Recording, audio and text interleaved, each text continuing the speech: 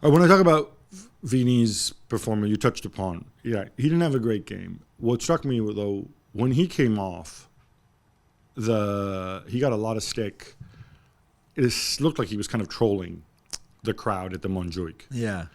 And I'm always often hesitant to say this about when he gets into it with the crowd, because obviously he's been the victim of racist abuse in the past. There's an incident which I think could be investigated this game. But let's be clear, when he was walking off the pitch, as far as we know, this was not in reaction to that. No, I think just they booed him through the game every time he touched the ball.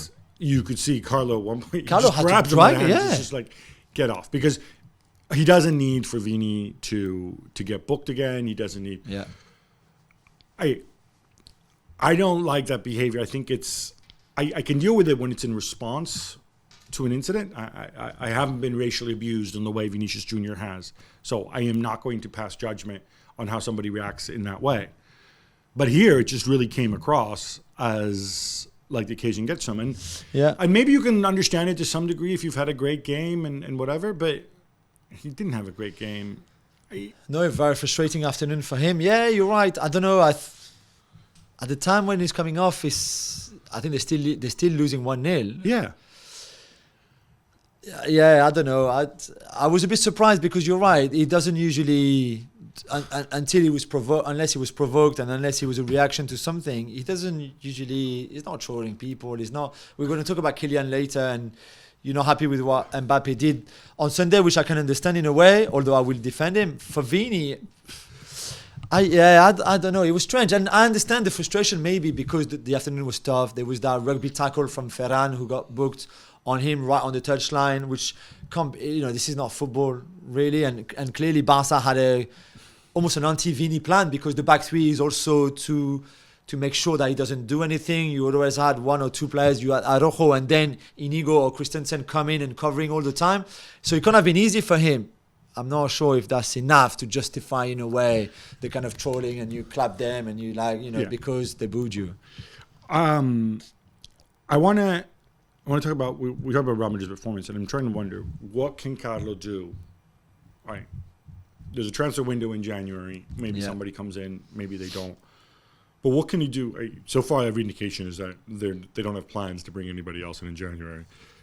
What can he do right now? What does he have to do? Because you want to get Vini, I think, in a situation where you say, look, this year, for now, you're not a winger, right? Yeah. When you're Bellingham in this position, you have to adapt your game, you have to grow your game. There's been times when he's done it. There was a game a couple of weeks ago where he held the ball up. He looked like a number 9 and set it up. I think it was for Joselu's goal or something. Yeah.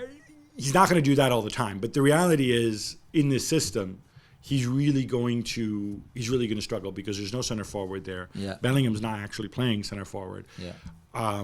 Teams were already, putting 2 guys on him and fouling him last year. You can do that even more because there's nobody through the middle to worry about. Yeah.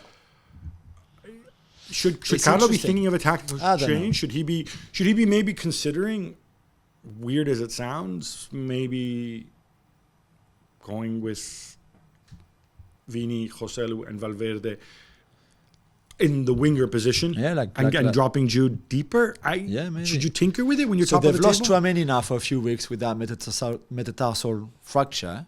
So is that enough to rethink your plans tactically or not? Please don't tell me he becomes Camavinga in midfield and then I have to see more of Ferland Mendy. No, maybe not. Maybe Fran Garcia.